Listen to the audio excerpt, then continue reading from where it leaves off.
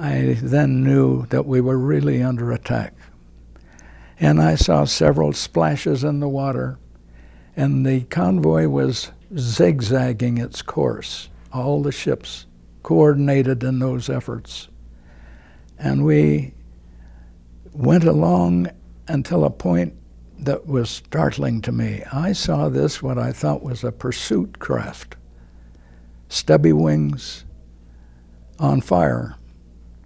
That fire was a rocket engine, and this thing was coming straight at our ship.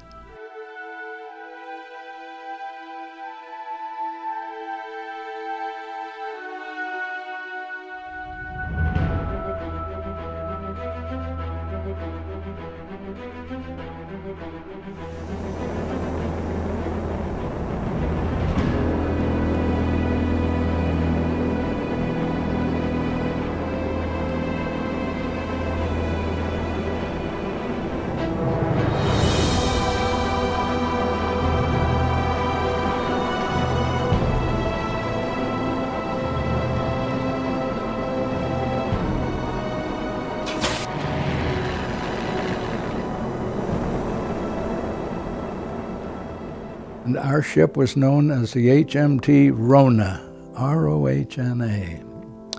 And we boarded with about 2,050 troops, all young GIs. And we had different specialties in that group.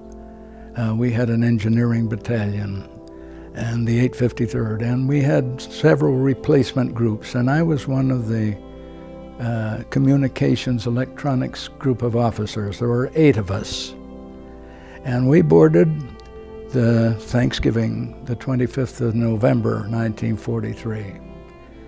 And we sailed out that day. And we were at sea with some 22 other ships. As I recall, we did have about 23 ships in this convoy.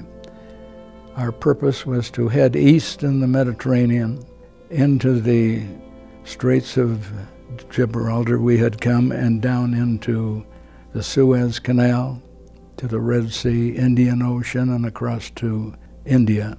When the attack occurred, late in the day, perhaps around 4:30, 5 o'clock in the evening, I shared a cabin with my other 7 officers, young lieutenants, 18 years old or so, and the klaxon horn sounded.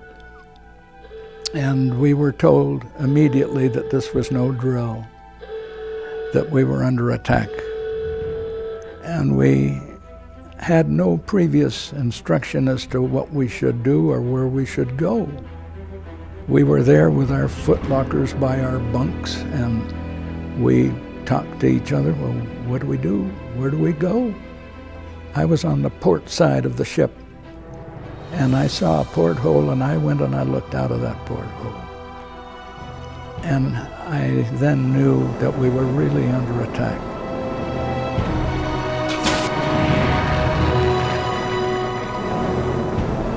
And we went along until a point that was startling to me. I saw this, what I thought was a pursuit craft, stubby wings, on fire. That fire was a rocket engine, and this thing was coming straight at our ship. It had been launched some 2 or 3 miles away by a German aircraft, bombardment aircraft. And I watched that thing, and it went in right below where my porthole was located, perhaps 30 feet.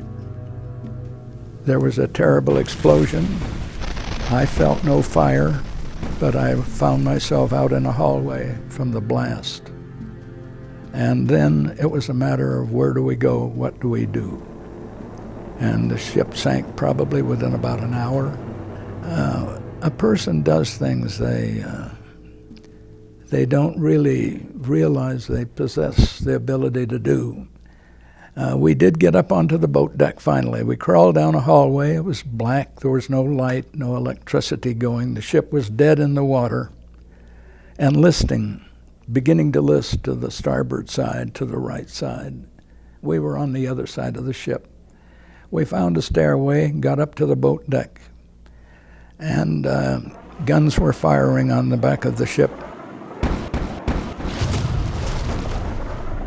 And the Germans were rascals. They didn't leave. And later on, I can tell you, they did some strafing of the guys. But anyway, when I got up on the deck and I looked for just blocks and blocks, people in the water, I've never seen so many guys in the water already, perhaps within 40 minutes of the actual attack. We moved around the decks. Some guys were hurt, some were dismembered, a bloodied affair. You do what you don't know you can do, as I mentioned. You have a little bit of brazen capability. So we helped those as best we could.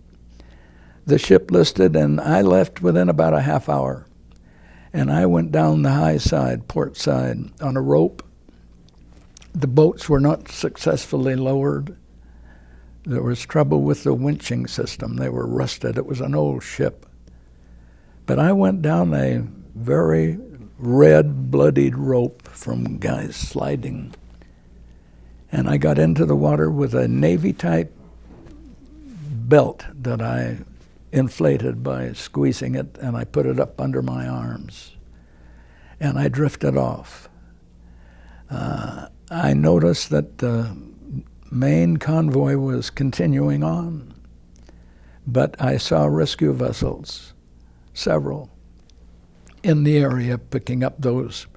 I couldn't get to any of those for some reason, and I drifted off. I went into the night.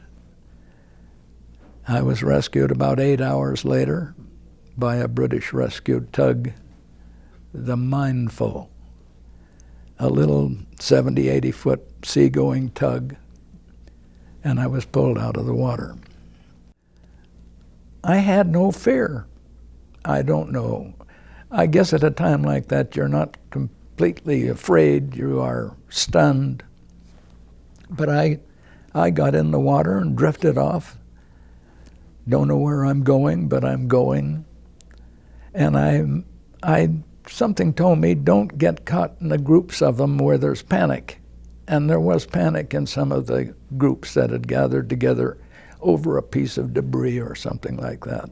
So I drifted by myself.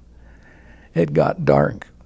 The sea was choppy, rough, some waves, full of oil, some of it on fire. But I managed to steer clear of those danger signs. I had oil in my ears, probably damaged them to this day, but I swallowed that stuff and I became ill, as others did. It was hard to feel yourself. I lost the feeling in my legs after a few hours, and it was a clear night. I could see the stars up above, and I just figured, well, come and find me. I'm out here. And finally I saw a light on the horizon, and it was that little rescue tug. Pretty soon it was right next to me, and they waved me to the back, to the rear, and pulled me over the railing when a wave hoisted me up. The Brits were wonderful. God, I love them. I owe my life to them. They were very friendly. I was kind of a wet sponge, and I was not able to stand up, so they kind of drugged me halfway down to an opening, and they said, we're going to leave you here. Others will pick you up. There are others we got to get. Go get them. And others took me down there. That little tug had 250 survivors on it when I got on board. I don't know how it stayed afloat.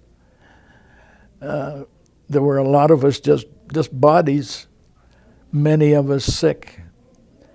They stripped clothing off and gave us blankets, gave us tea if we could hold it, and they were just wonderful. And we had a ride until 8 o'clock the next morning into a British hospital in a little town of Buji. Bougie. That's some distance away from Oran, but a big British hospital was there, and that's where they took us. At that time, Roosevelt, Churchill, and Chiang Kai-shek were meeting in Cairo, and they were notified immediately of the attack. And through their counseling one another, it was determined that that would be top secret security. Don't let anybody talk about it. And we were told by our commanders, you don't mention it, you don't mention submarine, you don't mention the word air-to-ground missile, you don't mention anything about hundreds of men being lost, you don't give anything in your mail to indicate there had been an attack. We officers censored all of the enlisted mail, and other officers censored our mail. So we couldn't say anything about it writing home, and that endured the entire time I was there.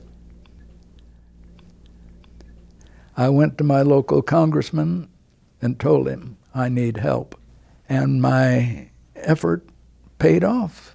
We got a tremendous amount of recognition finally. One of our key members, Jim Bennett, worked with his congressman, Jack Metcalf, of the state of Washington.